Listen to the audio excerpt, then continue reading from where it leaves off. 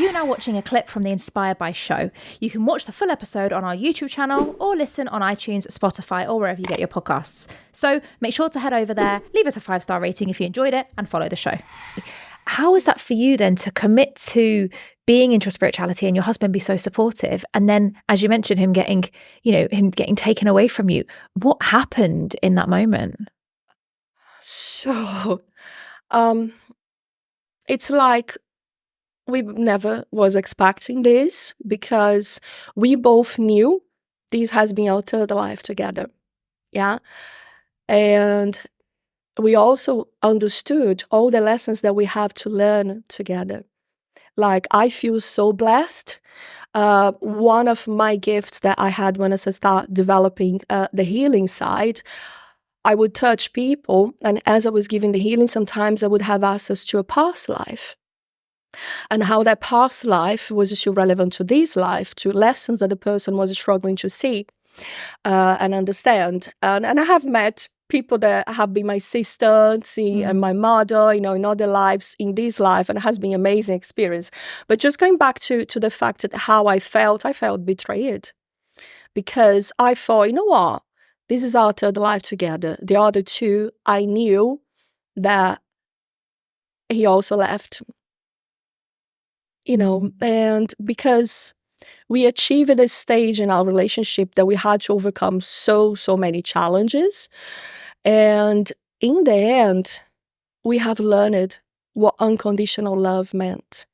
We was able, especially in the last year, to have so many open heart conversations and understand, I am so sorry I have said this, or I have treated you in this way. Now I can understand that I only have behaved in this way because X and Z has happened in my life, and I have reacted in this way, and it worked for me. But I recognize that now you are a different being, and the same methodology, it didn't work for you. And then he would say, yeah, thank you, that's beautiful. But I get these from other people, within my family and blah, blah, blah. And I was like, I cannot answer for no one else. I can only say, I'm sorry. I believe I understand now. And it was just beautiful because we got there in the end. We learned to accept without ever try to change each other. Wow. And in terms of lessons, and feel that unconditional love, that level, and then suddenly things being taken away from me, I was literally starting to want to have my own business at that stage. Yeah, working on it. And he started feeling some pains, and he said to me, baby, can you give a massage on my back? I'm just feeling some pain. And I was like, okay, right, I can take you to the hospital now. I don't want to leave the kids alone. It was always the kids first, And I was like, no, they're going to be fine. They come with us. And they said, no, it's fine. I'm going to see the chiropractor, which was next door to the hospital. Yeah. And it's going to be okay. He went to see the chiropractor. He said, oh, it's just something with my back. He went to have a hot bath. He loved hot baths. When he came back, I finished the meeting, I look at him, and he's just rubbing his legs, and he's saying, I'm in so much pain, something's not right. And I was like, okay, right, I'm gonna call your dad, is that okay, take you? Yeah, fine. So, we have spoke with his family. The family was like 5 minutes away, from us. And I have seen him, and he said, I even joked, and I said, babe, have you, got clean pants? He said, yeah, of course, I just had a bath. But I was just joking with him. I said, yeah, well, you never know what's going to happen. The nurse, they might need to, get you to have an injection in your bum. And it's just been playful. And I came downstairs. As soon as I came downstairs, both of my kids, they was by the stairs, Dad's okay. And I said, I think so, but we're going to take him to the hospital. And then he shouted something. And I said to my son, I said, what your dad said?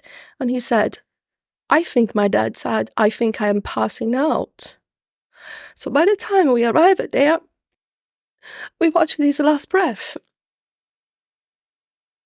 And I had seen him just fainting in the bed. And this was a memory that I had from another life, which I have seen him in bed. So I thought, no, not again. So I got him through his legs, started giving him the PCR, and we phoned the ambulance, and his family, his mother arrived and gave the second PCR. And as a healer, I was there for 45 minutes crying, asking everyone in the spirit world to come and look after him. We had 3 paramedics, ambulance, we had a helicopter. Everything was there waiting for him. And at some point, I realized, you know what? He never would want to stay left in a bed. He never would want to be left behind without the life that he always had. And at that time, I said, right, God, I need to be humble now and just say, if that's what it needs to be done, I will try to accept. And this is it. He never came back. And by the time the doctor holded my hands, asking to talk with me, I already knew. But yeah, that was literally just the beginning of a hell in my life. Wow, incredible. I mean, it has not been easy because, yes, you blame God. And being a spiritual person is like, why you guys never warned me? Why you never gave me any signs? And yeah, it took a long time for I find that peace and be able to understand that, everyone that even work as healers, including doctors, it's not up to us.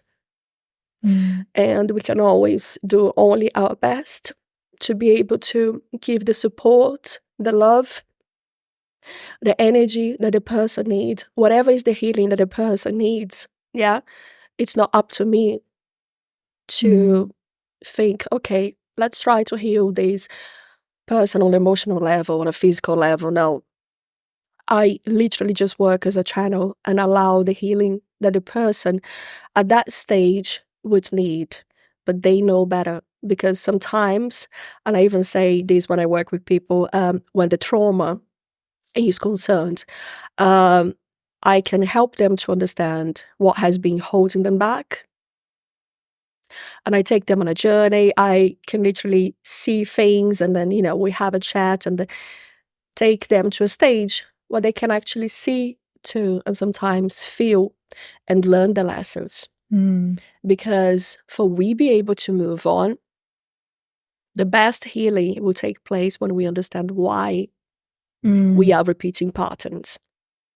Why we had to go through so many things in our life, people that has toxic relationships, people that never was able to feel love, or they have been in relationships and they come to me and we start talking, and then I do some exercise with them and I was like, right, okay, so what do you think? Oh my God, just realized that the only person that has loved me has been my mother. And then, we start working on and understand the whys, and then they can start actually to open their heart and feel the love. And especially with men, I love to work with men. It's so rewarding for me, to be able to support people that sometimes struggle with the stereotypes that, the society give to them, and then having them open to just be themselves and be able to feel, that trust when we're working, and see that transformation happen. I always say that to my clients. I know my job is done when I can look to my clients and see that beautiful smile.